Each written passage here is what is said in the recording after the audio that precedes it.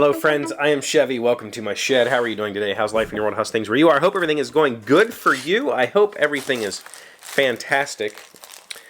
Everything is good here, where I'm at, which is a good thing. This, I'll tell you a story about this in a second. I told you earlier that I've been experimenting with this intermittent fasting thing to help with my blood sugar regulation, and it's working. It's working very, very well. It's been a little over a month now, and I'm finally to the point where I'm not hungry all the time. And I think my favorite part of the fasting part of the whole thing, and my favorite part, this kind of ties into all the other personal well-being topics we've been discussing lately, which I enjoy discussing personal well-being. I really do.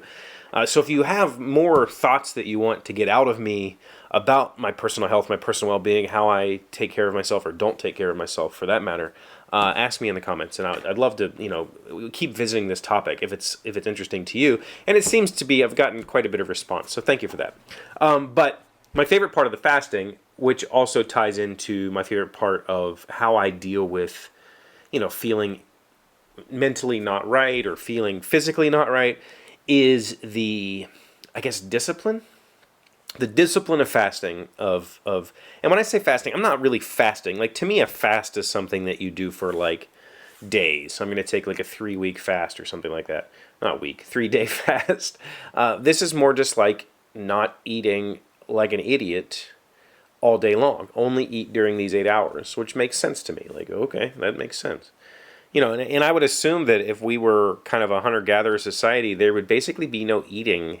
There'd be a once-a-day meal and then some snacking, berries or whatever if we were still hunter-gatherers. Regardless of all of that, my favorite part of it all is the discipline that it has granted me over my body's urges. And not necessarily my body, my brain's urges. I don't want to say my body. That sounds weird. Body urges sounds weird. My brain's, it's given me domain that I haven't had in a long time. I haven't been able to tell myself no in a very long time. And I think that part of that was the whole spiral down. I took a pretty big tumble in the last, 4 or 5 years of my marriage, to the point that I became somebody that I didn't, that wasn't good for me. I think everybody around me will agree that I wasn't a good person at that time. And I lost the ability to say no to myself because I lost the confidence to say no to myself. So this fasting thing, this nope, you cannot eat no matter how, much you want to, has given me this new purchase, which is good. And I bring this all up. I'm wrapping this all into, the way that I felt all week long of just kind of, and I don't feel like I'm contributing enough. I don't feel like I'm creating enough. I don't feel like the stuff that I'm doing is important enough. My work is just kind of whatever, and, I just do because I have to. Because I tell myself, you just can't give in. I cannot give in to the whims of my brain, or I would just be like a lethargic, loser. And that's not who I'm going to be. And I say all this because M just left for the weekend. She won't be back all weekend. I'm home alone. That's not to mean that I'm going to just sit on the couch and pout for days. That's not what's going to happen. I'm actually going to work a lot tomorrow. I'm probably going to go back to the farm and cut some more logs. I've got a lot of projects to work on, work projects, paying projects here. There's a lot going on. But she just left for the weekend, and I've been thinking about vodka all day. I really would like to have some vodka. I haven't had anything to drink in a very long time. I don't drink. I don't keep alcohol in the house. I'm not one of those guys that come home and cracks a beer. It's just not something that I do. But every now and then I like to have a drink, a drink, So I've been thinking, man, I'd really like to get some vodka and LaCroix, and just have a little bit of an evening with myself, playing some video games. I've been playing The Witcher lately on the Switch because Em got it for me, and this urge, it just kind of stayed with me the whole day. You should really stop on the way home. You should really get, go to the store and get that stuff and then go home. Go do this good. And the whole time I'm just like, no, I don't need it. I'm not going to do that. I don't, it's not going to make my day better.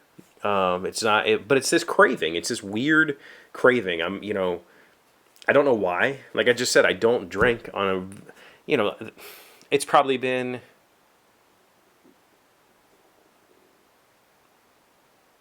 I don't know, 2 months since I've had any actual alcohol. Like it's not something I do. It's not a thing of mine. So, the ability to just when that happens, just like, no, shut up, body. Like, shut up, brain. I'm not going to listen to you. That's good. I like having that ability. So saying no to yourself is good. The problem is it can become a problem if you say no to yourself too often. If you don't let yourself explore new things or try something because you say no to yourself too much, like everything, moderation is important. But this is a valve handle for a faucet, and I needed to order one because I had to steal one from my house. Keely decided to go as a steampunk girl this year for Halloween, and so she asked me to build her like a staff that was some sort of steampunk thing. So we went to the store one day and we bought some copper tubing, we bought some fittings, we bought a valve, bought all this stuff so that I could make her some sort of cool steampunk girl walking stick. And I made it, and the other day I was working on it, and I had used some acid core solder to solder the joints, and the acid was on it. So I leaned the staff up against the drill press table, which you can't see. I don't know why I'm reaching. And I went to get the acetone, and the staff fell, and the valve handle, which is just like cheap pot metal, shattered. And I was down here like, well, that valve was like $8, and I really don't feel like going and buying another valve. What can I do? I thought I had to get this staff to her the next day. At first, I was like, well, it's not a big deal. It's kind of cool, that it's broke. I can glue it back together, and it'll give it some cool aesthetic, to go along with this whole steampunk thing. But I can't find all the pieces for it. So instead, I stole the valve off of my water spigot over there and used it instead. So I had to order a replacement, and that's what this is. Looks like it's too big, probably won't fit, but I'll make it work, because that's what I do. I'm good at that. I'm good at making things work. I am a fixer. Always have been. That's that story. What a wonderful, amazing story, Chevee. I'm so glad you told it. Thank you for that. I hope you have a good weekend. I hope you get to spend some time with friends or family, spend some time with loved ones, spend some time with yourself, and maybe if you have an urge that is counterproductive, try telling yourself no this weekend. It's really powerful. Thank you for being here as always. Thank you for liking, commenting, subscribing, being amazing friends, being wonderful people. I really appreciate you, and I will see you on Monday. Alexa, tell me a random fact. Cookie Monster's original name, before he discovered cookies, was Sid.